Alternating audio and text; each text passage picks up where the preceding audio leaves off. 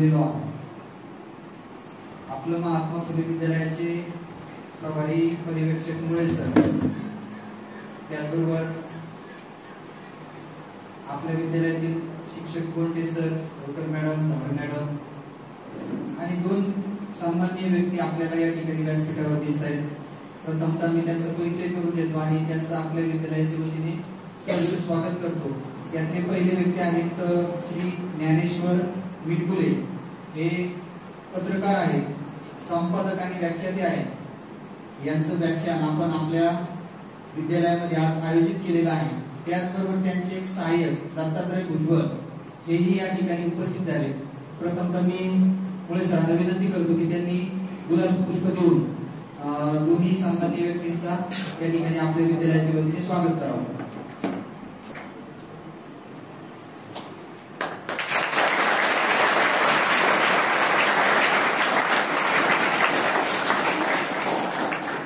सामान्य व्यक्ती दत्तात्रय भुजबळ यांचा सन्मान आपल्या विद्यालयाचे क्रीडा शिक्षक गोंटे सरांनी करावा असं मी त्यांना विनंती.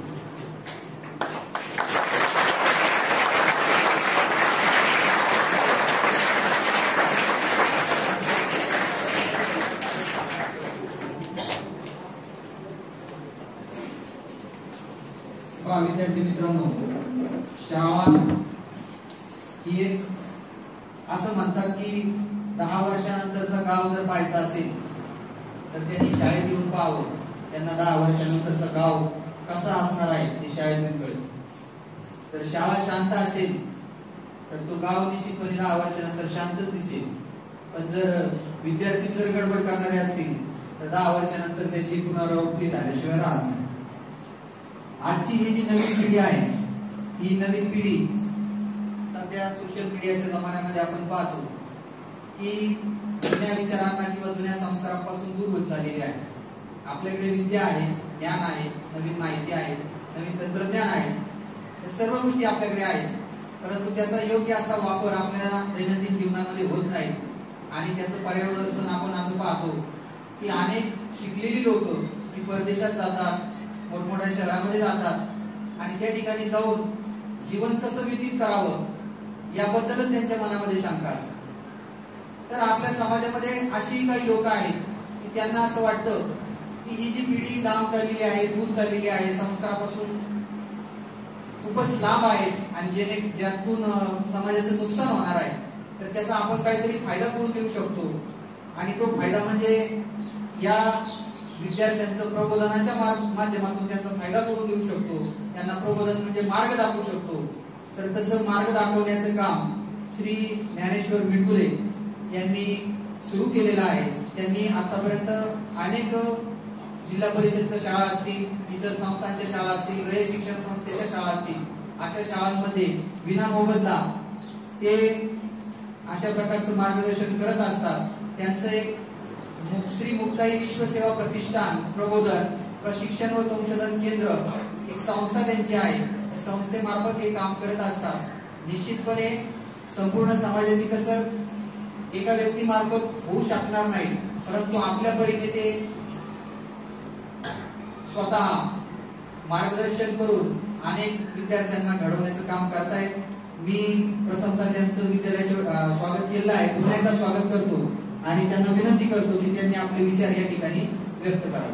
धन्यवाद. ज्ञान वाढते त्या ज्ञानाचे मंदिर हे, सत्य सेवा होणं सुंदर हे, अशा सुंदर अशा भावना विद्यालयाच्या सर्व गुरुजनांना वंदन करून किंवा विद्यार्थी बालमित्रांना ज्ञानेश्वर मिटकुलेचा मनापासून मनपूर्वक नमस्कार.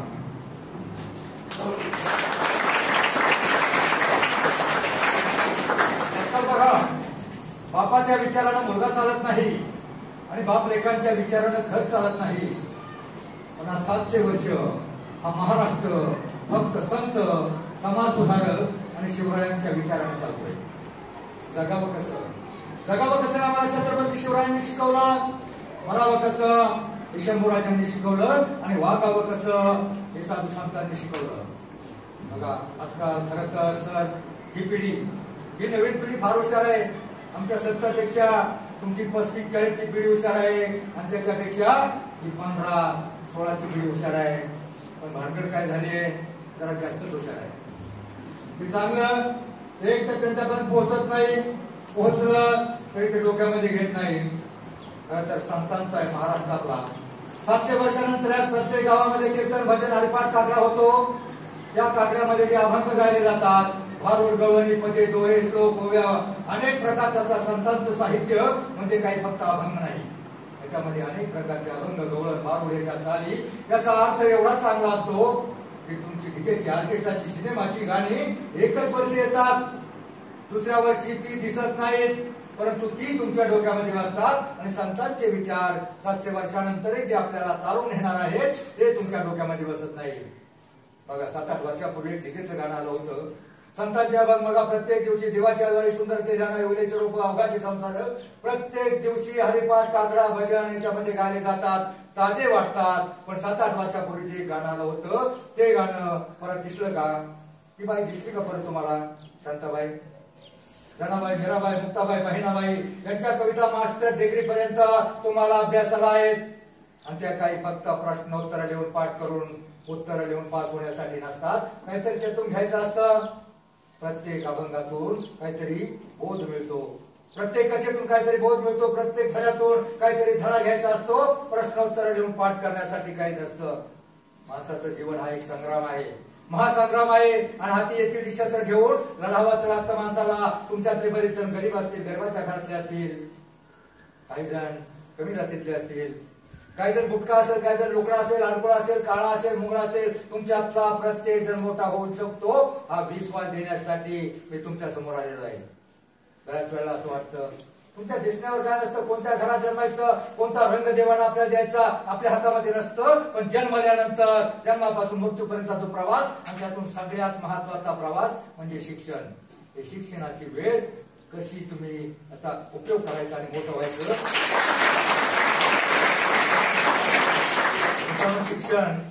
शिक्षण म्हणजे शून्यातून विश्व निर्माण करण्याचा मार्ग म्हणजे शिक्षण. सुतावरून स्वर्ग कुणी पाहिलाय का कुणी विचारलं? सुतावरून स्वर्ग गाठण्याचा मार्ग म्हणजे शिक्षण. लोक मेल्यावर स्वर्गात जाण्याची इच्छा व्यक्त करतात, पण शिकला सवरलेला माणूस या पृथ्वी तलावर स्वर्ग उभा करू शकतो. इतकी ताकद या शिक्षणामध्ये असते. फक्त त्याचा दुरुपयोग करू नका. अलीकडे टीव्ही, मोबाईलच्या हेडफोन, लवजीवाद किंवा पाटलांचा बैलगाडा त्यानं बराच राडा केलाय आमच्या भागात करिअरच्या मुलांच्या. कारण बघा तुमची पिढी फार हुशार आहे, तुमच्यातला प्रत्येक जण मोठा होऊ शकतो. बघा तुम्ही पाखर पाहिजे, पाखरांना पुढे पाणी असतं, पुढे अंडा भरून ठेवला असतो, पुढे रस्ता असतो, पुढे खाद्य असतं, तरी ते उडत जातात. एखाद्या लहानशा झाडावर बसतात, खाद्या वागतात, पाहणाऱ्यांना वाटतं अरे पाखरं पडतील किंवा काय. परंतु मुलांनो त्या पक्ष्यांना फांदी तुटण्याची भीती नसते. कारण त्यांचा त्या फांदीवर नसून आपल्या पंखावर विश्वास असतो. असा तुम्ही स्वतःमध्ये विश्वास निर्माण करा. मला मोठं व्हायचंय. तुमच्यातला प्रत्येक जण मोठा, चांगला आणि यशस्वी माणूस होईल हा विश्वास घेऊनच जाणार आहे. बघा बऱ्याच वेळाला तुम्ही भारताच्या राष्ट्रपती कोण आहेत माहिती आहे तुम्हाला? कोण? कोणत्या समाजात जन्मल्या, त्यांचा रंग कसा होता, कोणता रंग मिळालाय, कोणत्या समाजात जन्मलाय याच्यावर आपलं काहीच गणित आपलं होऊन नसतं. तुम्ही जन्मल्यापासून काय केलं, कसा शिकलाय, शिकून सरून कसं मोठं झालाय. खरं तर एका वर सूचक केंद्राचा सदस्य आहे. प्रत्येक गावामध्ये सामाजिक प्रदूषण झालंय. ही पोरं आता टंगा मंगल करतात, अभ्यासाकडे लक्ष देत नाही. 10% मुलांची लग्न होत नाही, 10-12% मुलांची लग्न होत नाहीत. आणि मुलांना खरं तुम्ही काम करून ऐका, मी खरं तर तुमच्यासाठी आलेलो आहे. ती कोणत्या होत नाहीत, जे आता अभ्यासामध्ये टंगल मंगल करतात, उन्हाळक्या करतात, तुकारगिरी करतात, आपलं करिअर घडवत नाहीत. कुठेतरी पाटलांचा बैलगाडा 4 दिवस तिकडे उधळतात. काही मुली मावशीच्या गावाला जातात, 4 दिवस अभ्यासाचे गेले तर तो बोर्डचा ग्रहपाठ अभ्यास मागे राहतो. ऑटोमॅटिक जीवनाची शर्यत जिंकायची असेल तर तुम्हाला त्या पहिलीच्या अगोदर एक गोष्ट होती, 2 लहानपणाची शर्यत. आणि त्याच्यात कोण जिंकला? कसा चपळ होता तरी कासव जिंकला, कारण तो झोपला नाही, आळस आला नाही किंवा नियमित चालत राहिला. मग लहानशा गोष्टीपासून काहीतरी शिकायचं असतं. प्रत्येक धड्यातून धडा या गोष्टीतून तुम्ही एवढं शिकायचं, रोजच्या रोज ग्रहपाठ, होमवर्क, अभ्यास केला तर तुम्ही जीवनाची शर्यत जिंकणार आहात. मुलांनो, खरं तर जीवन हा एक संग्राम आहे, महासंग्राम आहे. तुम्ही महाभारत ऐकलं, रामायण ऐकलं. मी तुम्हाला आज खरं तर 9वी ते 12वीला मी रामायण महाभारत सांगत असतो, परंतु 9वी 10वी काय हरकत नाही. पहिलं रामायण दोघांसाठी आहे. रामायण दोघांसाठी आहे. बघा, थोडं तुम्हाला वेगवेगळ्या साईड आहेत. पुढे art, commerce, science, BBA, BCA. मग आर्टला विषय असतो इकॉनॉमिक्स, अर्थशास्त्र. कॉमर्सला असतो बिझनेस, कॉमर्सला असतो बुककीपिंग, अकाउंटन्सी. आणि BBA, BCA ला बिझनेस मॅनेजमेंट. कमीत कमी खर्चामध्ये कमीत कमी भांडवल, कमीत कमी श्रमशक्ती वापरून जास्तीत जास्त फायदा कसा करायचा हे तुम्हाला रामायणाचं एक माकड सांगत. कोणतं माकड असेल ते माकड सीतेची अंगठी घेऊन लंकेला पोहोचला. लंकेला पोहोचल्यावर त्याने अंगठी टाकली. रावणाच्या सैनिकांनी पाहिल्यावर त्याला पकडलं, रावणापुढे नेलं आणि रावण सिंहासनावर बसला होता. रावण सिंहासनावर बसले होते. माकड साधारण नव्हतं. त्याने आपली शेपटी लांबवत लांबवत लांबवत असं एकटोळ केलं, असं मोठं एकटोळ केलं, त्याच्यापेक्षा डबल उंच असं केलं. रावणाला राग आला, अरे हे माकड आपल्या शेपटाचा माल दाखवते काय, माझ्यापेक्षा उंच आसन करून बसलंय. जा रे सैनिकाला, मला जा कुठेतरी चिंध्या घेऊन या. चिंध्या घेऊन या म्हणजे सैनिक चिंध्या घेऊन आले. अर्ध शेपूट राहिले. म्हणलं जा सगळ्या लंकेतल्या साड्या घेऊन या. सगळ्या साड्या घेऊन आले. तरीही एका साडीचं अंतर राहिलं, एक साडीचं शेपूट बाहेर राहिलं. मग कुणीतरी म्हटलं, जा रे लंकेमध्ये सीता आहे, तिची साडी घेऊन या. आता मुलींनो, त्या वेळेला काय आता एवढ्या कपाटात साड्या नव्हत्या. आता कपाटात एवढ्या साड्या असतात. मी कार्टून बघितला, एका म्हातारीनं साडी कपाटात तप्पी होती. त्याला वाटलं सगळ्यात खालची साडी काढावा. तिने जशी साडी ओढल्या साडी अख्ख्या तिच्या अंगावर ढासळल्या. म्हातारी खलास.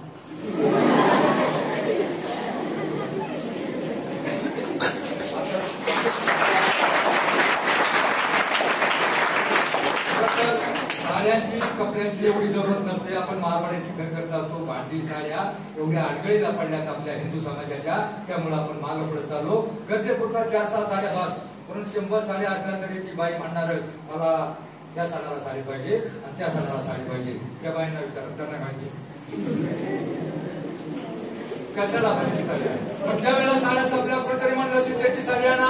आणि मग ते सैनिक गायला निघाले. मग त्या माकडाने ऐकलं. माकडाला वाटलं सीतेची साडी बांधला नको. त्यानं शेपूट आसून घेतलं आणि मग कुठे पहिला शेपूट आकसले. मग म्हणले जा कॅन्ड आणा, राखेल आणा. मग त्याने आपलं शेपूट लांबवलं. साड्या पण काढलेल्या 4-6 कॅन्ड राखेलची आणली. त्याच्यावर आखी ओतली आणि मग म्हणले माचीस आणा. 2-4 माकडा, 2-4 शिपायांनी 2-4 जागी ते शेपूट लांब हात धरलेलं पेटवून दिलं. आणि पेटवून दिल्यावर ते माकड काय सामान्य नव्हतं. त्या माकडाने जसं शेपटी पेटली तसं उड्डाण केलं. आणि उड्डाण केल्यावर त्याने तो आपण पलिता राहतो ना, रावणाच्या वाड्यावर, सैनिकांच्या हुड्यावर, त्या बंगल्यावर, त्या घरावर अख्खी लंका अर्ध्या तासामध्ये भस्मसात करून टाकली. आता मला सांगा, युक्रेन आणि रशियाचं युद्ध चालू आहे ना. आता ते काय चाललंय कळत नाही, पण किती खर्च झाला असेल या युद्धामध्ये. कमीत कमी आपल्या देशाचं 15 वर्षाचं बजेट एवढा खर्च झाला तरी कुणाचा जय पराजय नाही. पण मला सांगा, आता तुम्हाला बुक किपिंग अँड अकाउंटन्सी त्याच्यामध्ये असतं, जमा बाजूला, खर्च बाजूला, डेबिट क्रेडिट आणि नफा. किती नफा झाला, काय खर्च झाला होता त्या युद्धामध्ये. त्या माकडानं किती साड्या वापरल्या होत्या. साड्या कुणाच्या होत्या, कुणाच्या, राखेल कुणाचं, माचीस कुणाची. मग 0 बजेट मध्ये अख्खी लंका पराजित केली. मग हे शिकायचं त्या माकडापासून दोघांनी. आता मुलांसाठी महाभारत सांगतो. तर काय झालंय, अलीकडे पिढी फायबर व्हायला लागली, चिडचिडी झाली, क्रोधिष्ठ झाली. त्यांना पटकन राग येतो. ते एक मुलगा म्हातारा झाले का खाली वाकून पडतो. फक्त म्हातारा असेल त्याने खाली वाकून बसायचं. मुलांनी काळजी घ्या, कारण काय आहे, येत्या 1 तासामध्ये जीवनामध्ये तुमच्या 2 तास महत्वाचे असतील. 2 तासातला दुसरा तास तुमची 25 वर्षानंतर उजाडेल आणि पहिला 1 तास हा असेल. या 1 तासामध्ये तुम्ही पाऊस पडताना पाहिजे. पावसाचे काही ते मातीमध्ये पडतात, विरून जातात. काही ते सापाच्या तोंडामध्ये पडतात, त्याचं विष होतं. काही ते लोहाराच्या आयरनवर पडतात, बाष्पीभवन होतं. काही ते साप आळवावर पडतात, क्षणभर ते मोत्यासारखे चमकतात, उन्हामध्ये विरघळून जातात. परंतु एखादा थेंब शिंपल्यामध्ये पडतो, त्याचा मोती होतो. माझ्या विचारांचा एखादा थेंब तुमच्या कानाच्या शिंपल्यामध्ये पडून तुमच्या जीवनाचं सोनं होईल एवढा विश्वास घेऊन जातो. हा पहिला 1 तास. आणि दुसरा तास कोणता, 25-26 वर्षानंतर तुम्ही मोठे व्हाल. आणि मोठे झाल्यावर तुम्हाला वाटेल काहीतरी शुभमंगल व्हावं, आणि मग तुमचा बाप तुमच्यासाठी बावली बावळा काहीतरी समोर शोधून आणेल, आणि शोधून आणल्यावर त्याला समोर उभं केलं जाईल. मग ती बामण काका असेल, एक पडदा धरला जाईल आणि तो मोठ्याने आरोळ देईल, शुभमंगल.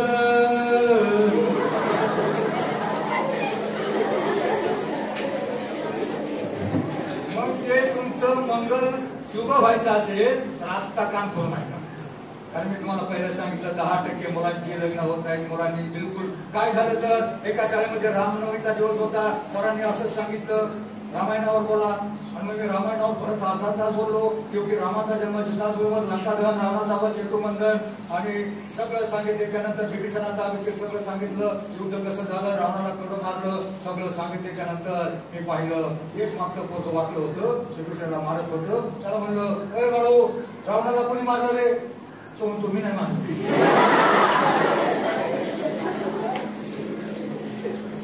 त्याने रामायण ऐकलं नाही, त्याचं लक्ष. तुमचं लक्ष काय आहे सध्या?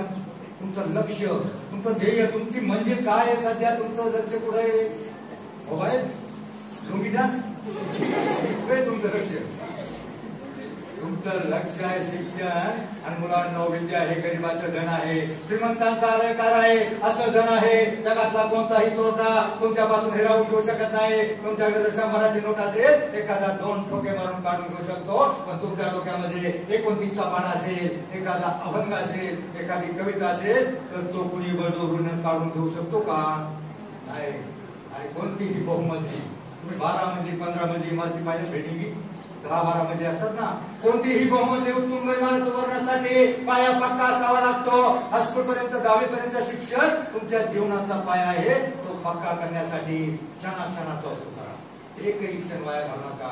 त्याप्रमाणे खडूशातून सुटलेला बाण परत माघारी फिरू शकत नाही, त्याप्रमाणे आयुष्यातला शिक्षणाचा गेला 1 आठवडा 1 तास सुद्धा परत मिळत नाही. म्हणून याचा पुरेपूर उपयोग करा. तर मी मुलांसाठी सांगत आहे महाभारतामध्ये काय काय पात्र होती, कोण होतं? श्रीकृष्णानं अर्जुनाला सांगितलेली गीता ते महाभारत. पण काय होत झालं? गीता श्रीकृष्णाने फक्त अर्जुनाला सांगितली का? फक्त अर्जुनाला सांगितली नाही. फक्त तुम्ही गाय बोलावताना पाहिली का? गाय वेळेवर पाहतं का? वासरू पाहताना पाहिलं का? वासरू त्या गायी समोर सोडतात, गायी वासरू ढोसण्यात येतं, ढोसण्यात दिल्यावर गायी पाणवते, आणि गायी ज्यावेळेस पाणवते त्यावेळेस तो मालक वासरू आत फुटून बांधतो, आणि बांधल्याच्या नंतर अख्खं चरी भर दूध काढतो, बादली भर दूध काढतो, आणि ते दूध अर्धा लिटर 1 लिटर अख्ख्या गावाला वाटतो. तसं महाभारतामध्ये श्रीकृष्णानं अर्जुनाला उपदेश केलाय. तो फक्त अर्जुनासाठी नाही, अख्ख्या विश्वासाठी आहे. महाभारतात तुमच्यासाठी का लागू पडतं? तर ही पिढी फार रागीत झाली. यांना राग येतो, सरांनी बोललं तरी राग येतो, ऐकत नाही, मोकाट करतात, गलका करतात, आपलं करिअर करत नाही. एक मुलगा 10वी-12वी मध्ये गेला. आता तुम्ही 10वी नाही 12वी मध्ये गेला, आणि त्या 12वीतल्या मुलाला इतकं ते मोबाईल बघून का टीव्ही मध्ये बघून इतकं रागीत झालं, ताकीद झालं, चक्र झालं, त्याला राग यायचा. सर बोलले ना, अरे नीट बस, तुला काही कळतं का नाही, नीट सरळ बस, त्याला राग यायचा. बाप बोलायचा, अरे चपला, हे पाय पोषण कसं वाकडे तिकडे पडलंय, काय पसारा, तुला कळतं का नाही, त्याला सरळ कर. बाप सांगायचा, अरे नळाचं पाणी किती वाया घालवतो, अरे लाईट चालू ठेवली गधड्या, तुला कळतं का नाही. बाप बोलायचा, मुलाला राग यायचा. मुलाने ठरवलं, आता या बापाची कटकट नको. शाळेत शिक्षक बोलतात, घरी बाप बोलतो, आता मला एवढी 12वी झाली का शिक्षण बंद, तिकडं जातो, नोकरी शोधतो, चोकरी पकडतो, तिकडेच मरतो. गेला ठरल्याप्रमाणे तो गेला. 12वी झाली. आता 12वी झाल्यावर पुढे काम मिळत नाही पटकन. ITI झाली तरी काम मिळतं, डिप्लोमा झालं तरी काम मिळतं, पण 12 सहज फिरलं, जमलं, धापा टाकून घरी यायचं. आईला म्हणायचं नाही मिळत काम. आईनं बापाला सांगितलं पोरगं काम शोधतंय, आणि मग बापाला कळलं पोरगं काम शोधतंय. बापाने सांगितलं जा, MIDC 4 किलोमीटर आहे, कंपनी चालू झाली आहे, मोठी कंपनी आहे, तिथे जा. आता बापाला काळजी असते मुलाची. बापाने सांगितलं जाऊ दे, प्रयत्न करते, त्याला जायचेच ना तर जाऊ दे. ते पोरगं गेलं. कंपनी मोठी होती. तसं गेटच्या आतमध्ये एंट्री केली.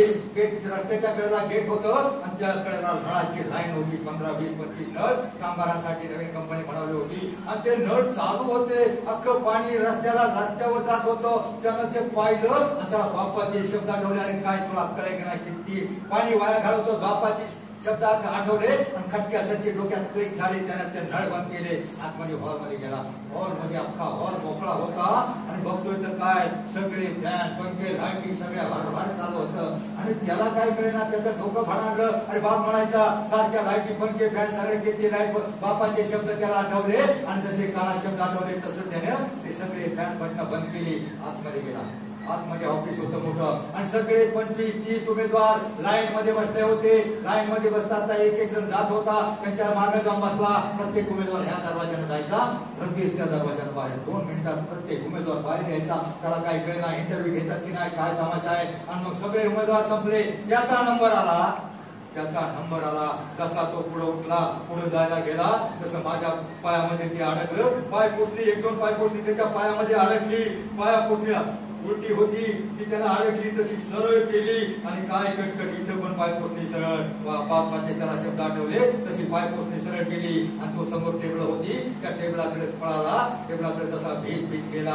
त्याला काही कळत नव्हतं नेमकं काय. ते जवळ जसा गेला, सगळे मॅनेजमेंटचे 7-8 manager, commercial manager, HR manager, सगळे मालक लोक उभे राहिले. आणि त्याला त्याचं नाव विचारलं. त्याला नाव सांगितलं. त्या लेटरवर लिहिलं गेलं. आणि ते लेटर त्या मुलाच्या हातामध्ये लिहिलं. मुलांना ते अपॉइंटमेंट लेटर होतं. त्याला नोकरी मिळाली होती. पण त्याला प्रश्न पडला, अरे काही विचारलं नाही, इंटरव्ह्यू नाही, काहीच नाही, हत्या करतात की काय. त्याला नेमकं काही कळेना. आणि मग त्याच्या चेहऱ्यावरचं प्रश्नचिन्ह जाणून तो ह्युमन रिसोर्स HR मॅनेजर उठला. आणि तुला असा प्रश्न पडलाय ना, तुझी इंटरव्ह्यू घेतली नाही आणि तुला लेटर कसं काय दिलं. तर त्यावेळेला तो HR मॅनेजर म्हणाला, आमचे इंटरव्ह्यूज असे होते, आम्ही गेट पासून, हॉल पासून, दरवाजापर्यंत ऑफिस मध्ये प्रत्येक ठिकाणी CCTV कॅमेरे लावले होते. आम्ही एंट्री करताना प्रत्येक उमेदवाराकडे पाहिलं. कोणत्याही उमेदवारानं लाईटी बंद केल्या नाही, पाण्याचे नळ बंद केले नाही, कोणत्याही उमेदवारानं पाय पोचणं सरळ केलं नाही. तूच असा एक उमेदवार आहे संस्कारी. तुझ्या आई वडिलांचे, शिक्षकांचे, तुझ्या घरचे तुझ्यावर असे संस्कार आहेत. तू नक्की आमच्या कंपनीचा फायदा करशील म्हणून तुला लेटर दिलं. मला सांगा, त्या वेळेला त्याच्या डोक्यामध्ये क्लिक झालं.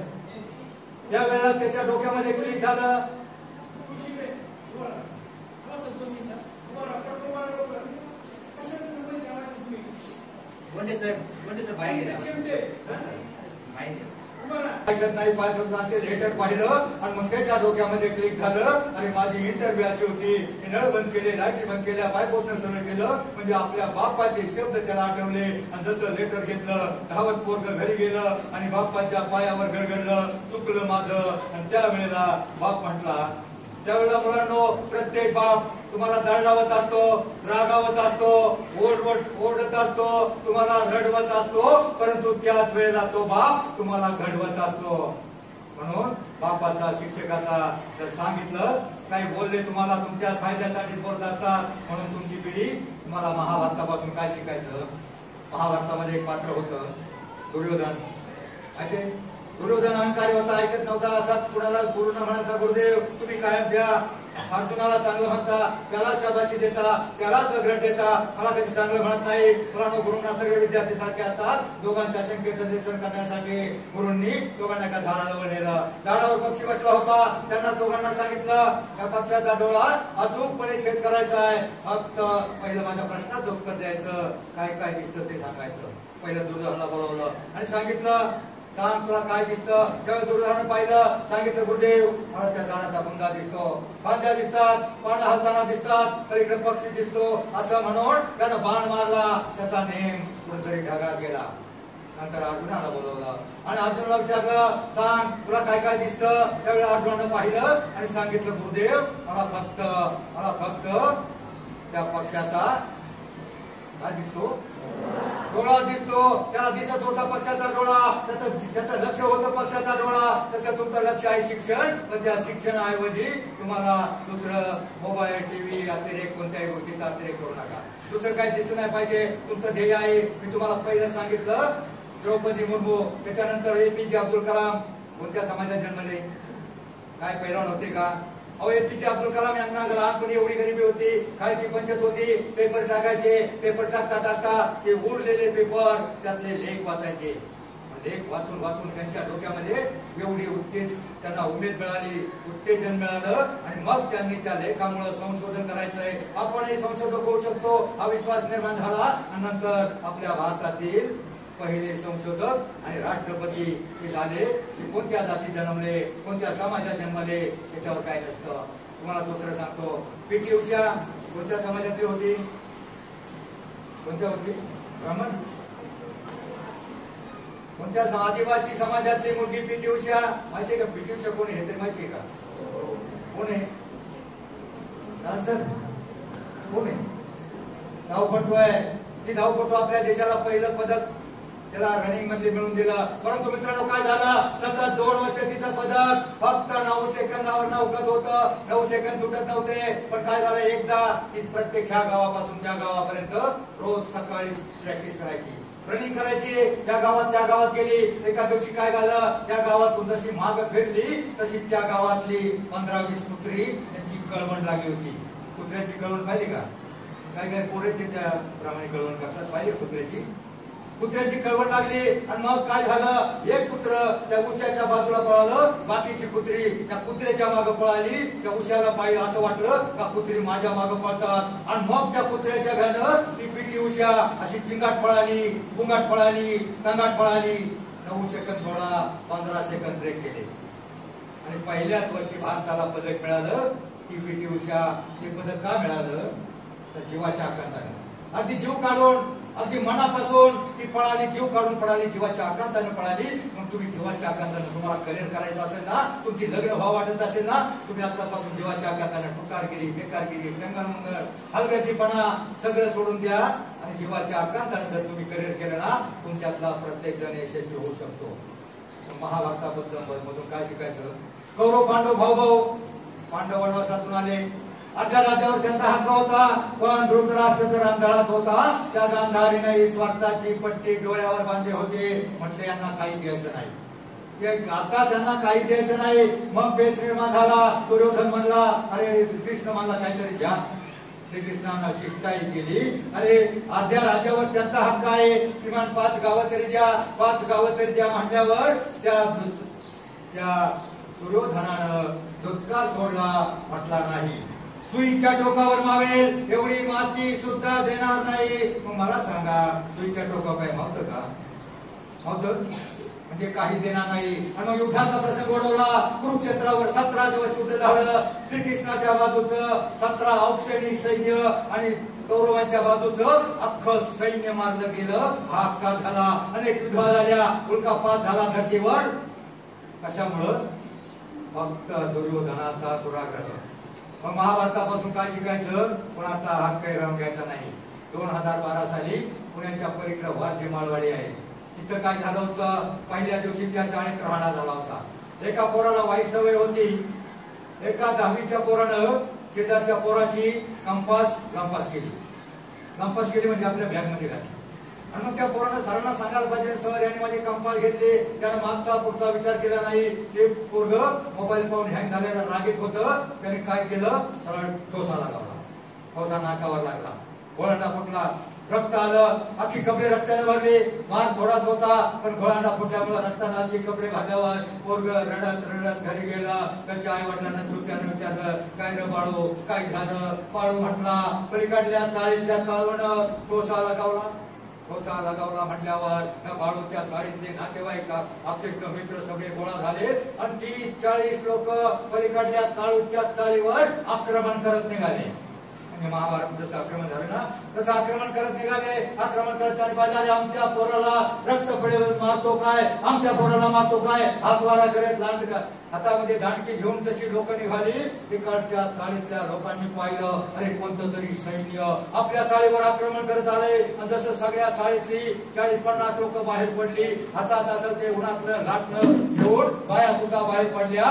आणि सुमारे अर्धा तास महासंग्राम झाला, महायुद्ध झालं. त्या बाजूच्या 30, त्या बाजूच्या 40, दोन्ही बाजूच्या 70 लोकांची टाळकी फुटली गेली.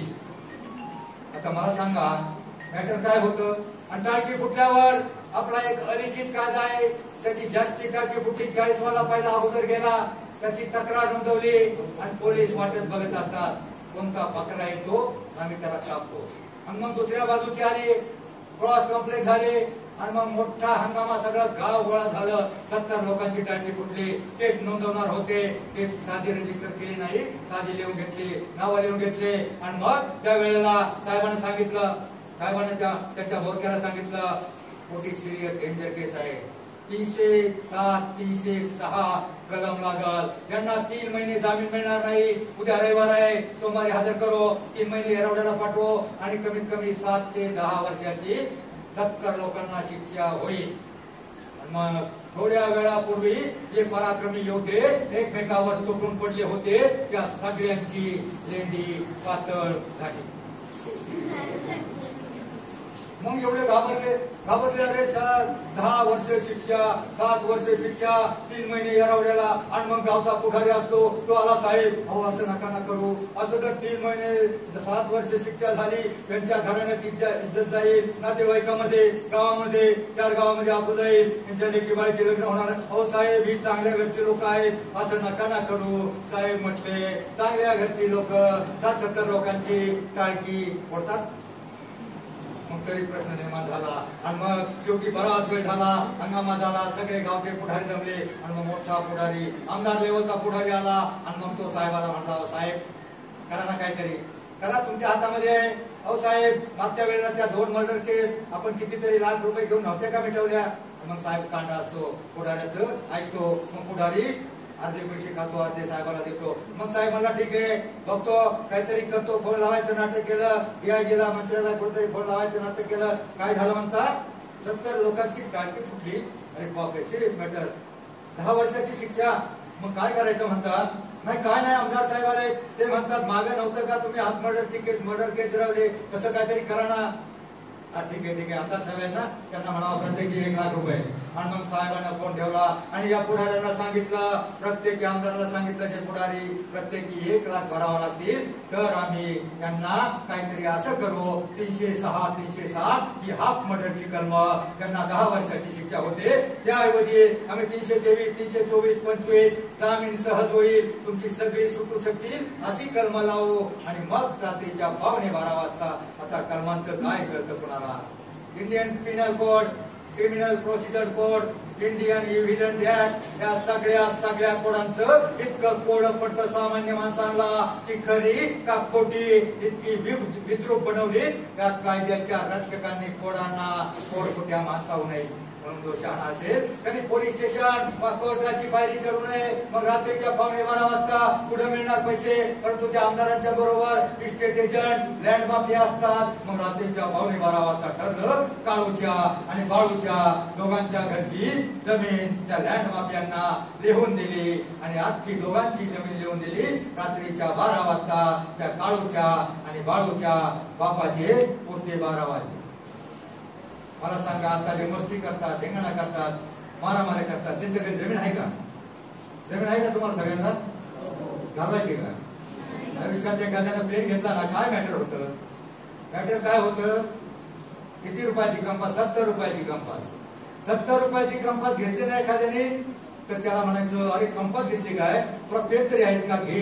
असे 2 पण घे. उद्धार करण्याचा अवतार दाखवा. तो पोरगा आयुष्यभर तुमच्यासाठी काढा राहील. अरे आणि माझी चोरी पकडली होती, माफ केलं. तो जर कदाचित मोठा झाला तर तुम्हाला कधीच विसरणार नाही. मुलांनो, महाभारतापासून एवढं शिकायचं. आता रामायणापासून काय शिकायचं? मुलींसाठी रामायण, मुलीचा ताट असतो. तुम्हाला सगळ्यांना हात आहेत ना? कारण मी एका हात नसलेल्या, पाय नसलेल्या माणसाची गोष्ट शेवटला सांगणार आहे. सगळ्यांना हात आहेत ना? हातवर करून दाखव बरं. बरं, हात आहे. बरं, खाली हात. सगळ्यांना पाय आहेत ना?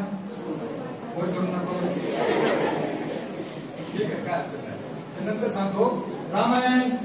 रामायणापासून काय शिकायचं? रामायणापासून काय शिकायचं बघा. रामाला दशरथानं वनवास सांगितला. तो वनवास कुणी कैकेयीने सांगितला का त्याला वनवासाला पाठवा आणि माझ्या लेकाला गादीवर बसवा. निमूटपणे दशरथाने सांगितलं, बापाची आज्ञा मानून तो वनवासाला निघाला. आता तुम्ही बापाची आज्ञा किती पाळता? तुम्हाला जर बाप म्हणला 10-14 दिवस घरात यायचं नाही, तुम्ही म्हणाल तूच जा. मग रामायणापासून काय शिकायचं? पितृआज्ञा. त्याच्यानंतर राम बंड करू शकत होता, त्याच्यात एवढी ताकद होती, पण त्याने बंड केलं नाही. मग तो वनवासाला निघाला. वनवासात गेला, मग सीताही निघाली. पतिव्रता धर्म सीताही वनवासाला गेली आणि वनवासात गेला ते दंडकारण्यात गेले आणि दंडकारण्यामध्ये बंदामुळे फळे खाऊन राहू लागले आणि ते एक झोपडी बनवली आणि त्या झोपडीच्या बाहेर एक दिवशी सकाळच्या वेळी स्नान संध्या करून केस मोकळे सोडून सीता बसली आणि सीताच्या वेळेला केस मोकळे सोडून बसली. त्या वेळेला तिनं समोर जाताना एक हरण पाहिलं. तुम्ही पाहिलं ना रामायणामध्ये? एक हरण पाहिलं आणि तिच्या मनामध्ये मोह उत्पन्न झाला. ती रामाला म्हणली, प्रभू मला ह्या नागाच्या कातड्याची चुडी हवे.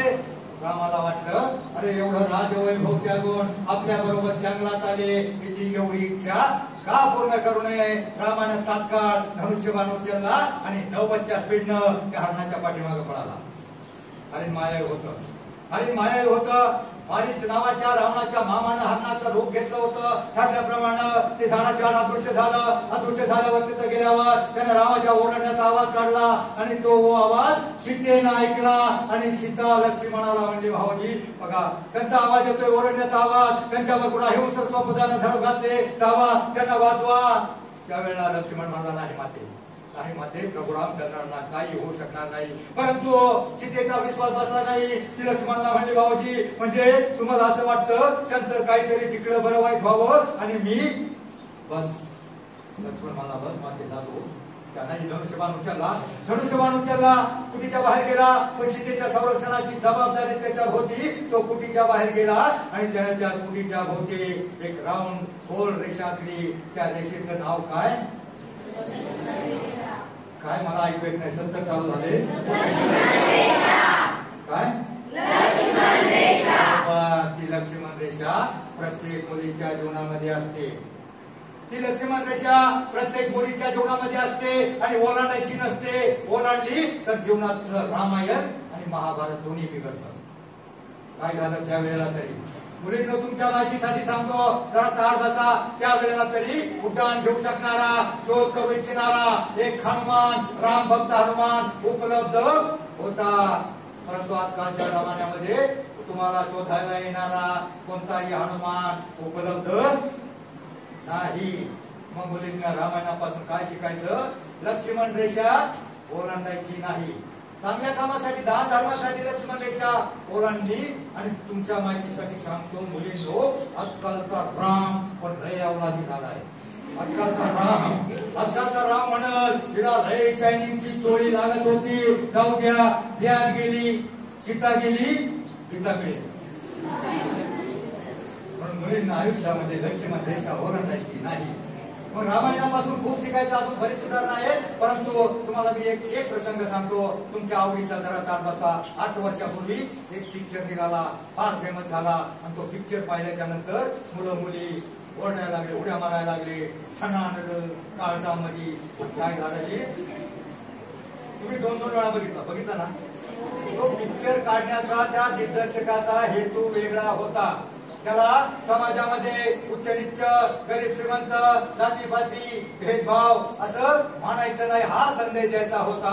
पण त्यातल्या त्या संगीतकारानं, अतुल काय म्हणतात त्या संगीतकारानं, गीतकारानं अशी गीत लिहिली, त्याला अशी साडी दिल्या आणि असं संगीत वाजलं आणि ते ऐकलं आणि आमच्या मुली मग नाचायला लागल्या, लागलं. मग त्याच्यापासून तुम्हाला काय शिकायचं? त्या पिक्चर मध्ये चांगला संदेश द्यायचा होता, पण ते तुम्ही घेतलं नाही. तुम्ही 2-2 वेळा पाहिलाय, कमीत कमी 2 वेळा पाहिलाय. त्याच्या कमी वेळाला पाहिला ना, मला हात वर करा. सगळ्यांनी 2 वेळा पाहिलाय. मग त्या पिक्चर मधली स्टोरी काय होती? ती एक मोठ्याची मुलगी होती, मोठ्या श्रीमंताची, आमदार लेवलच्या माणसाची, पुढाऱ्याची. तिचं नाव काय? ती आजची का मिरची? बापाचे बरेच पैसे घेऊन पळाली. बरोबर पाहिलं ना? मला सांगा बरं का, कारण मला अर्ध आठवत नाही. बापाचे बरेच पैसे घेऊन पळाली. ते पैसे तिनं काय केलं? परत तिला पकडल्यावर पोलीस स्टेशनला गेले. पोलीस स्टेशनला गेल्यावर पकडून पोलीस स्टेशनला गेले. पोलीस स्टेशन मध्ये तिनं धिंगाणा केला, कागद फाडली आणि त्या घोडामध्ये परत बाहेर तिच्या याला मारायला लागले आणि मारायला लागल्याच्या नंतर तिच्याचे पैसे पुढे काय झाले त्याला कळले नाही. तरी जेवढा स्ट्रगल करून ती कशासाठी पळून गेली, काय तो इंग्लिश मध्ये शब्द आहे काय मला आठवत नाही, त्याच्यासाठी पळून गेली. काय असतं ते काय त्याला मला इंग्लिश मी जुना बिकॉम आहे पण ते मला अर्धा आठवतो अर्धा आठवत नाही. ते काय आहे काय येऊ काय ते बदलाव देते काय येऊ. तर ती पळून गेली, तिचे पैसे गेले. तिथे गेल्यावर ते काहीतरी डाग होते ते सोनाराचं विकले, आले पैसे आले. इथं हॉटेलमध्ये काही दिवस खाऊन पिऊन 2-4 दिवस ते संपले आणि पैसे संपल्याच्या नंतर त्यांना पुढे प्रवेश मिळाला नाही. रात्रीच्या वेळी 11-12 वाजता बाहेरच्या रोडच्या कडेला एका बाकड्यावर दोघे जण बसली आणि बसून झोपी गेली. पाहिले का तुम्ही ते झोपलेले पाहिले ना. एकमेकाच्या खांद्यावर विश्वासानं मान टाकून दोघं झोपी गेले. आणि त्याच वेळेला आमच्यासारखे दिंडीमध्ये पंढरपूरला निघाले 7-8 वारकरी आले आणि त्यांनी पाहिलं अरे ही निष्पाप बालक इथं का बरं झोपी, यांचा काय प्रश्न आहे, खाण्याचा प्रश्न आहे, यांना राहण्याचा प्रॉब्लेम आहे, त्यांना उठवावं आणि आमच्या तंबूमध्ये घेऊन जावं. सगळी सोय असते खाण्याची पिण्याची राहण्याची. त्यांना उठवलं आणि त्यांना म्हणले चला विठ्ठल विठ्ठल म्हणा आणि पंढरीला चला. कोण वारकरी होते ते वारकरी होते कोण होते कोण होते गुंड होते. 5-7 गुंड आले. 2 गुंडांनी त्या बादशाला पकडलं, एका कोपऱ्यामध्ये नेलं. एका कोपऱ्यामध्ये नेऊन त्या आजीला 2-3 जणांनी पकडलं आणि तिचा बहुसन्मान करण्यासाठी दोन्ही हाताला धरलं आणि एका कोपऱ्यामध्ये नेऊन पुष्पगुच्छ शाल श्रीफळ हार घालून तिचा बहुसन्मान करणार होते. काय करणार होते? सन्मान करणार होते. सत्कार. मुलींनी याच्यापासून काय शिकायचं? आयुष्यात लक्ष्मण रेषा ओलांडायची नाही. परंतु त्यावेळेला मुलींनो तुम्ही पुढचा सीन पाहिलाय त्यावेळेला एक डेअरिंग बाज अक्का हेर माता कडबड काहीतरी त्यांना दम दिला.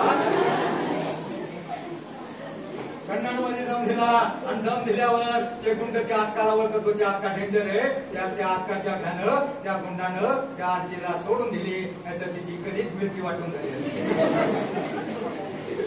मला सांगा या काही गोष्टी अशा आहेत जे तुम्हाला शिक्षक सांगू शकणार नाही, पालक सांगू शकणार नाही. त्यासाठी मी तुम्हाला जागे करायला आलोय. आयुष्यात लक्ष्मण रेषा ओलांडायची नाही.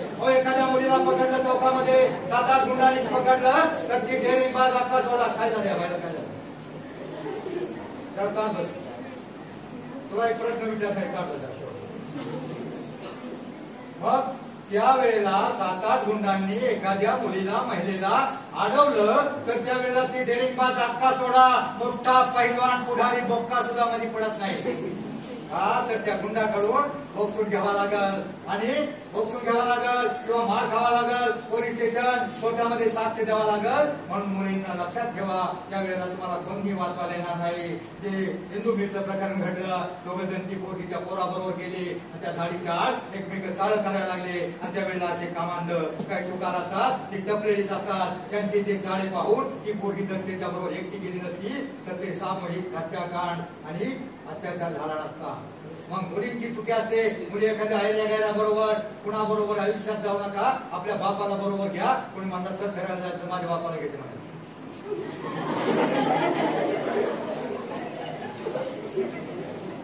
तो प्रसंग जाऊ द्या. त्याच्यानंतर काय झालं की म्हटली बघा की 2 जण आता तुम्ही हसला की किती वेळा हसली पळून गेल्यावर किती दिवस हसली. एकच दिवस खिदळली. एकच दिवस हसली खिदळली. दुसऱ्या दिवशी सुरू झालं काय याची तुला भीत कळत नाही का? तू काय झालं सामान कुठं आहे म्हणजे दुसऱ्या दिवसापासून त्यांची तणातणी सुरू झाली. आणि मग त्यावेळेला त्यांचं ते 8 दिवसापूर्वी ती त्याला म्हटली होती इंग्लिश मध्ये सांगू का मराठी सांगू का इंग्लिश मध्ये सांगू ते नेमकं काय होतं. एकदाच असली. त्याच्यानंतर त्यांचा वाद सुरू झाला. दुसरा प्रसंग सांगतो ती आली आणि म्हणजे चल पारश्या तुझ्या आवडीचा पिक्चर लागलाय. ती म्हणली जा तूच. मग ती गेली पिक्चर बघून आली आणि दोघांना तर चालते ना लक्ष्मण रेषा सांगतो याला. दोघांना त्यांनी बोलताना पाहिलं बॉस बरोबर बोलताना पाहिलं आणि मग त्या परशाचं टाळचं सडकलं आणि आल्यावर तुला लई गोड लागला असं म्हणून हॉटेलात गेले. हॉटेलात त्यांचं कडाक्याचं भांडण झालं. त्याने एक ठोका बघून दिला. वेटर म्हणला एक हॉटेलचं भांडण. दोघांना बाहेर काढलं. बाहेर गेल्यावर ती चालायला लागली. तो म्हणला थांब मला तुझ्याशी बोलायचं. ती म्हणली मला तुझ्याशी बोलायचं नाही. तो म्हणला तुझी मला घाण वाटते. ती म्हणली तुला पिळस वाटते. ती म्हणली मी झक माझी तुझ्याबरोबर आहे. मला सांगा 8 दिवसापूर्वी 4 दिवसापूर्वी ती आजी त्याला म्हटली होती मराठीत सांगू का इंग्लिश मध्ये सांगू, ते नेमकं काय होतं, ते नेमकं काय होतं, हे काय नव्हतं. ते प्रसंग जाऊ द्या. ते त्याला त्याच्यातून त्या दोघांचं भांडण करून रोड क्रॉस करून ती गेली आणि रोड क्रॉस करून गेल्याच्या नंतर तो तिच्या मागे पळाला. तोपर्यंत तिने गाडी पकडली होती. गाडीत बसली. गाडीत असताना त्याला गाडी चालू असताना फोन आला. तुझा चुलता फार परेशान झालाय, व्यसनाधीन झालाय, घरी जर आले तर तुला उभा कापील. आता याच्याकडून पण पळाले आणि घरी गेला तर उभा कापील. त्याला प्रश्न पडला होता आता करायचं तर काय करायचं. आणि त्याच वेळेला गाडी एका स्टेशनवर थांबली आणि स्टेशनवर थांबल्याच्या नंतर त्या खिडकीमधून एक भिकारीन तिने हात पसरला. पाहिलं का भिकारीन हात पसरलेला. त्या भिकारीनं हात पसरला आणि ज्या वेळेला त्या भिकारीनं हात पसरला त्यावेळेला मला प्रामाणिकपणे सांगा, त्या मुलीला त्या भिकारीच्या चेहऱ्यामध्ये कोणाचं प्रतिबिंब दिसलं? स्वतःचं प्रतिबिंब दिसलं. पिंजारलेल्या केसाचा स्वतःचा चेहरा त्या भिकारणीच्या चेहऱ्यामध्ये दिसला. आणि मग ती जागी झाली. अरे या भिकारणी बरोबर तरी तिचा म्हातारा भिकारी आहे संरक्षण करण्यासाठी. आणि आता मी घरी जायचं, बाप चुलता आपल्याला कापून टाकेल, बाप भाऊ कापून टाकेल, काय करायचं प्रश्न पडला. त्या भिकारणी बरोबर तर तिचा भिकारी आहे आणि मी एकटी आता पुढे जाणार. या लांडग्यांच्या जगामध्ये माझी कुस्तर होईल, मला जगता येणार नाही, माझे लचके तोडले जातील. शहाणी झाली, खाली आणि परत माघारी फिरल्याच्या नंतर ती जे धूम पळाली तोपर्यंत त्या परशाने काय प्रयोग केला होता? तोपर्यंत त्या परशा गोळीमध्ये तिच्या नावानं गळे काढत होता आणि असं म्हणून फाशी घ्यायला लागला होता, पण लटकला नाही. पाहिलं नसेल तो फाशी घ्यायला लागला होता, तिच्या नावानं गळे काढत होता आणि असा मान खालू घालून फाशी घेऊन वाचला होता. तेवढ्यामध्ये ती पळत आली. धडकन दरवाजा उघडला आणि दरवाजा उघडल्यावर त्यानं त्याने एकमेकाला पाहिलं आणि आवेगानं ते एकमेकाकडे धावत आले आणि मिठी मारली आणि ते त्यांचं खरं प्रेम मराठीतलं सुरू झालं. ते इंग्लिश मधलं काय सांगू ते केव्हा संपलं होतं. प्रेम म्हणजे काय असतं ते फसवा शब्द असतो, मृगजळ असतो इंग्लिश मधला. तो डेंजर शब्दाने आमच्या मुली बऱ्याच वाहत गेल्या. उद्या तुम्ही कॉलेजला जाल, कॉलेजला गेल्यावर कॉलेजच्या कट्ट्याच्या बाहेर आपली भारतीय संस्कृती आपल्या साध्या डोळ्यामुळे पडवून त्यांना पटवून अरब राष्ट्रामध्ये लव जिहादच्या नावाखाली विकल्या जातात. 25-30 लाखांना मुली भोळ्या असतात, त्यांना कल्पना नसते. डेंजर धोका खतरा कडून दिलेला नसतो, आलहडवय असतं, परिणामाची कल्पना नसते. कॉलेजच्या बाहेर 4 वर्षापूर्वीचा एक सत्य प्रसंग सांगतो. 4 वर्षापूर्वी वाघुरीचं एक कॉलेज आहे, मोठं कॉलेज आहे, मंत्र्याचं कॉलेज आहे. त्या मंत्र्याच्या कॉलेजच्या बाहेर एक टपरी मोबाईल शॉपी. तो मोबाईल चार्जिंग करण्यासाठी त्या वेळेला मुली येतात. आमच्या मुली साध्या भोळ्या 12वी नंतर तिथं जातात. अल्लडवय असतं आणि मुलींना त्यावेळेला त्याच्या वडिलांनी साधा मोबाईल दिला असतो, 800 रुपयाचा कटतो. त्या मुलगी चार्जिंग करायला जाते. तो नेमका हेरतो यातली कोणती मुलगी साधी मुली आहे, पटण्यात उभी आहे, कटण्यात उभी आहे, हेरतो आणि त्या मुलीशी बोलतो, बघायचा प्रयत्न करतो. पुढच्या वेळेला पुढचं बोलतो, पुढच्या वेळेला अजून पुढचं बोलतो आणि त्याच्या पुढच्या वेळेला पण बोलतो, आज फार मॅचिंग ड्रेस घातलायस, आज फार सुंदर दिसतेस आणि सुंदर दिसतेस म्हणल्यावर हसतेस आणि बसतेस. मग तो पुढची स्टेप घालतो. अरे तू DY पर्यंत पोहोचली, एवढी टॅलेंटेड, एवढी हँडसम, एवढी सुंदर, एवढी बुद्धिमान आणि एवढा साधा मोबाईल वापरतेस. तू साधा ती म्हणते माझ्या बापानं हात दिलाय आणि मला इनाम आहे, मला पुरेसा आहे. पण तो म्हणतोय जग कुठे चंद्रावर चालय, तुझ्यासारख्या मुलीकडे कसा मोबाईल पाहिजे, अँड्रॉइड. तो म्हणतो ती म्हणते माझ्या बापाची ऐकत नाही. आणि मग तो म्हणतो मी देतो ना म्हटल्यावर ती म्हणजे नको मला. तिथे सारखा तिच्या मनामध्ये क्षणभर मोह झाला नाही, क्षणभर ती सावरली. नको मला, माझ्या बापाला कळलं तर माझा बाप मला उभी कापील. परंतु त्या वेळेला तो म्हटला तुझ्या बापाला कसं कळल, तुझा बाप तिथं शेतामध्ये कुठेतरी कडबडत असेल, घाम गळत असेल, हाडाची काळ गळत असेल, रक्ताचं पाणी करत असेल आणि तुला शिकवायसाठी फक्त पैसे पाठवून दे, त्याला कसं कळल. आणि मग तिचं मन व्हायबल झालं, खरंच बापाला नाही कळायचं. तिचं मन विदा होतं, पण ती म्हणली नको मला भीती वाटते, मी नाही तुझ्या बरोबर येणार. तो म्हणला चल पुण्याला मोबाईल, तो म्हणते नाही येणार. तो म्हणतो सोनू तुझं माझ्यावर भरोसा नाही का.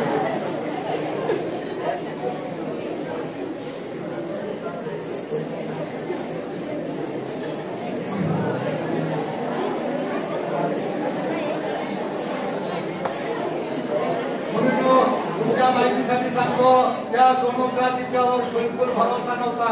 सोनूचा त्या मुलावर बिलकुल भरोसा नव्हता. तो अप टू डेट चांगला ड्रेस घालून हँडसम होता, पण त्याच्यावर बिलकुल भरोसा नव्हता. परंतु तिच्या मनामध्ये त्या शिकेसारखा मोह उत्पन्न झाला.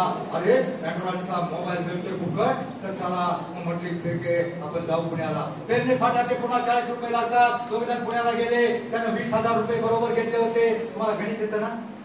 18,000चा मोबाईल घेतला. किती उरले? आता पोरगी पुण्याला नेले पटवायला म्हटल्यावर त्याला काहीतरी खायला चाललं पाहिजे ना. मग खायला एरवी त्याची वडापाव खायची अवकाश नव्हती, पण त्या पोरीला 5 स्टार हॉटेलमध्ये गेला आणि तिथं घेऊन गेल्यावर हॉटेलचं बिल आलं 1800 रुपये. आता किती उरले?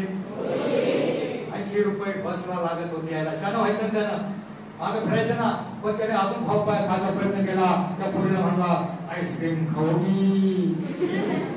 ती पण म्हणली हा हा. मोबाईलला 180 रुपये गेले. आता किती उरले? घ्यायला किती लागत होते? 80 रुपये. प्रश्नचिन्ह होतं, मनामध्ये दुःख होतं, प्रश्नचिन्ह होतं, चेहऱ्यावर दाखवता येत नव्हतं. दुःखी अंतकरणाने, परंतु तोंडावर हौसना अवसानावर पायऱ्या उतरायला लागला. आता काय करायचं, जायचं कसं? 20 रुपये उरले. तेवढ्यामध्ये त्याच्यासारख्याच एका वयाचा, त्याच्याच वयाचा, मळकाटलेल्या कपड्यातला, हिंदारलेल्या केसाचा एक भिकाऱ्यासारखा पोरगा समोर आला आणि म्हणला साहेब 20 रुपये देना साहेब. तो म्हणला 20 रुपये का क्या करेगा? तो म्हणला कुछ नहीं साहब, मोबाइल को रिचार्ज करना है, गर्लफ्रेंड को फोन करना है.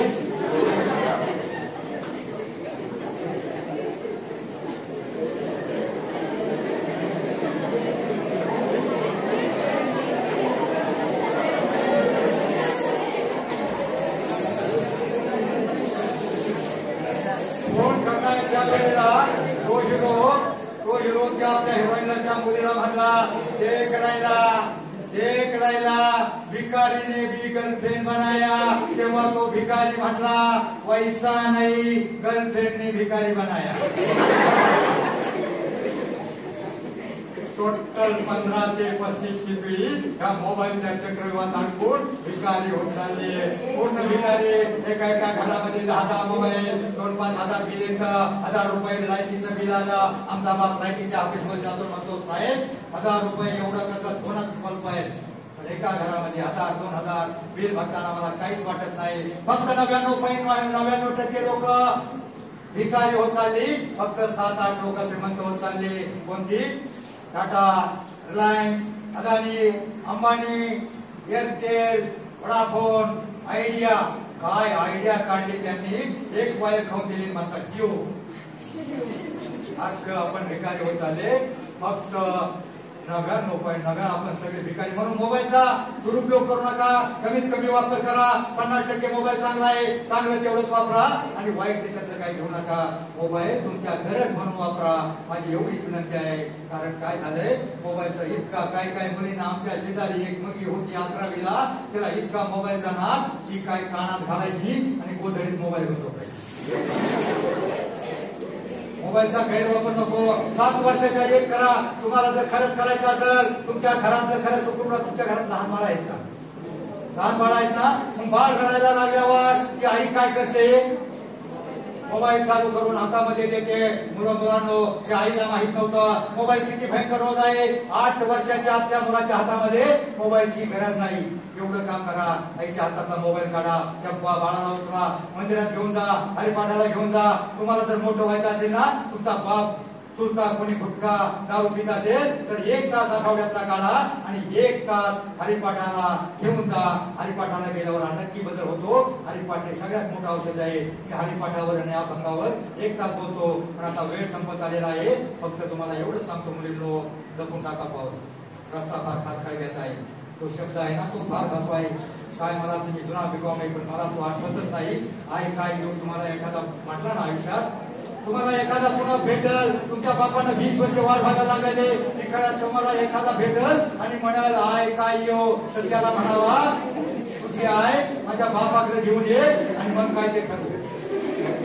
म्हणून आयुष्यामध्ये लक्ष्मण रेषा ओलांडायची नाही. फक्त एकच वाक्य सांगतो बघा, एकच वाक्य जपून टाका पाऊल. जपून टाका पाऊल, कारण प्रत्येक वाट सारखी नसते. जपून ठेवा विश्वास, कारण प्रत्येक माणूस आपला नसतो. जपून ठेवा निर्णय, कारण प्रत्येक पर्याय योग्य नसतो. जपून ठेवा आपलं मन, एक फक्त आपलं असतं. मनाचा ब्रेक काय, मनाचा ब्रेक उत्तम ब्रेक. आणि या मनाचा ब्रेक लावण्याचं काम आमचं अध्यात्म, परमार्थ, संस्काराचं काम करतात. म्हणून एक दिवस आठवड्यातलं आपल्या लहान बाळाला घेऊन, चुलत्याला घेऊन हरिपाठाला मंदिरामध्ये जा. आणि नक्की तुमच्या पाठीशी राहील. बघा, प्रत्येक बोर्ड असतो, प्रत्येक वळणावर बोर्ड असतो, सावधान, हे धोक्याचं वळण आहे. तरी जर तुम्ही तुमची गाडी फास्ट चालवली, पलटी झाली, डॅमेज झाली, तर ती पत्र्याच्या बॉडीची गाडी डेंटिंग पेंटिंग करून सुधारता येते. पण या देहाच्या बॉडीची गाडी डेंटिंग पेंटिंग होत नाही. एकदा बदनाम झालेल्या मुलीला त्या पिक्चर नंतर करमाळ्या भागच्या अनेक मुली पळून गेल्या. ती पार्सल परत रिटर्न आली. परंतु एकदा बदनाम झालेल्या मुलीला समाज स्वीकारत नाही.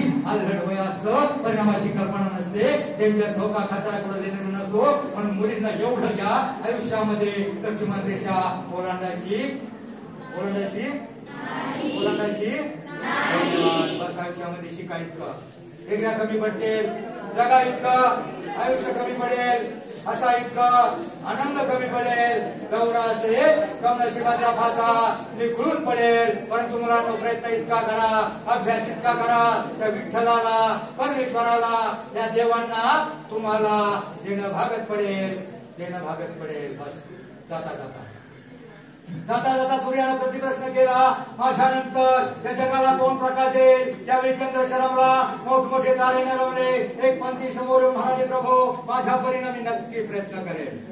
त्याच वेळेला माझ्यासारख्या एका ध्येयवादी पत्रकारानं ठरवलं, त्याच वेळेला माझ्यासारख्या एका काजव्यानं ठरवलं, कुठं तरी काना कोपऱ्यात जाऊन लुकलुकेल, अज्ञानाच्या अंधाराला प्रकाशाचं अस्तित्व दाखवूनच थांबेन, दाखवूनच सरेन. जय हिंद, जय महाराष्ट्र.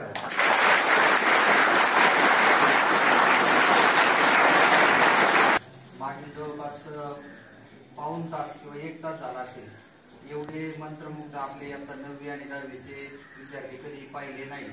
गुरुकुलचे बसतात आम्ही दम दिल्यामुळं. परंतु आज जे मार्गदर्शन होतं ते इतकं चांगलं होतं आणि सर्वांना भावणारं होतं. म्हणून सर्वजणांनी शांतपणे ते ऐकलं. त्याबद्दल प्रथमतः तुमचं सर्वांचं अभिनंदन.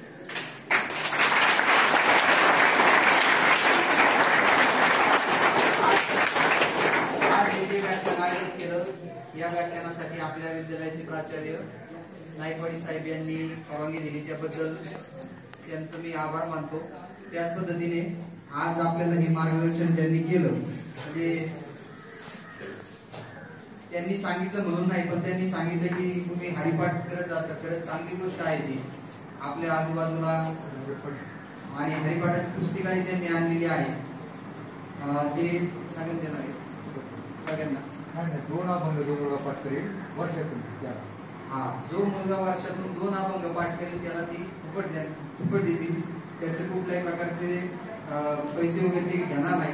तर या ठिकाणी ज्ञानेश्वर पिंगुले हे पत्रकार आहेत, संपादक आणि व्याख्याते आहेत आणि ते ज्या ठिकाणाहून आले ते ठिकाण फार लांब आहे. बाप विद्यार्थी मित्रांनो, सणसवाडी शिक्रापूर पासून 4 किलोमीटर अंतरावर असणारे हे गाव. त्या गावातून ते स्वतःच्या वाहनाने सर्व अशा शाळांमध्ये येतात आणि आपल्याला सर्वांना मार्गदर्शन करतात. आपण सर्वजण त्यांना या कामासाठी सदिच्छा देऊया आणि त्यांच्या विद्यालयाच्या वतीने आपण आभार तर मानूया. परंतु जास्तीत जास्त लोकांपर्यंत ते पोहोचावेत आणि जास्तीत जास्त विद्यार्थ्यांना याचा लाभ व्हावा अशी सदिच्छा त्यांना या निमित्ताने आपण देऊया आणि पुढील वाटचालीसाठी सुद्धा त्यांना शुभेच्छा देऊया. या ठिकाणी आता सर्वात प्रथम पाठीमागचे जे मुली आहेत